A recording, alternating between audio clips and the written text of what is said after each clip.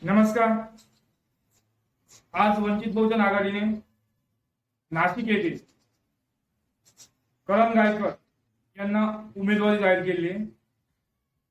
करण गायकर हे मराठा नेतृत्वामधले एक कार्यकर्ते जे की मराठा क्रांती मोर्चा याचे राज्य समन्वयक होते। त्यांना नाशिक मधून उमेदवारी जाहीर झालेली आहे। नाशिकचं राजकीय गणित काय आपण या व्हिडिओच्या माध्यमातून बघणार आहोत। तत्पूर्वी मी Satish Jagtap Youth India channel मध्ये आपलं खूप खूप स्वागत करत आहे। युथ इंडिया चॅनलला लाईक, सबस्क्राईब व शेअर करायला विसरू नका, जेणेकरून आपल्याला राजकीय, सामाजिक व शैक्षणिक या घडामोडीची सर्वात प्रथम बातमी त्या युट्यूब चॅनलवर बघायला भेटेल। चला तर वळूया व्हिडिओमध्ये। वंचितचे नेते प्रकाश आंबेडकर यांनी प्रत्येक समाजातील उमेदवारांना, कार्यकर्त्यांना किंवा समाजातील घटकांना उमेदवारी दिली।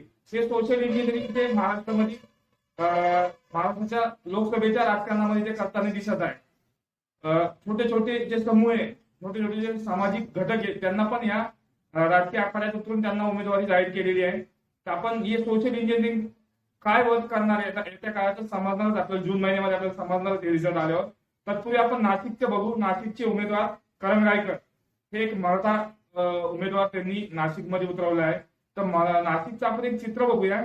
छगन भुजबळ इथून महायुतीकडनं उमेदवार म्हणून राहणार होते, पण त्यांना प्रचंड विरोध होता मराठा समाजाचा, त्याच्यामुळे त्यांनी ती उमेदवारी मागे घेतली। तसेच हेमंत गोडसे यांना पण एक चाचपणी होत होती, पण त्यांचं पण अजून काही ठरलेलं नाही। तर त्याच्यातच वंचित बहुजन आघाडीने एक मराठा नेतृत्व, एक मराठा तगडा कार्यकर्ता रिंगणात उतरवलेला आहे राजकारणाच्या नाशिकमध्ये। तर आपल्याला काय वाटतं या व्हिडिओच्या माध्यमातून नाशिकचं राजकीय गणित चित्र बदलेल का? तर या मतदारसंघामध्ये बहुसंख्याने मराठा समाज, अजून मुस्लिम समाज व दलित बौद्ध समाज मोठ्या प्रमाणात नाशिकमध्ये राहतोय। तर याचा फायदा वंचित बहुजन आघाडीला नक्कीच होईल।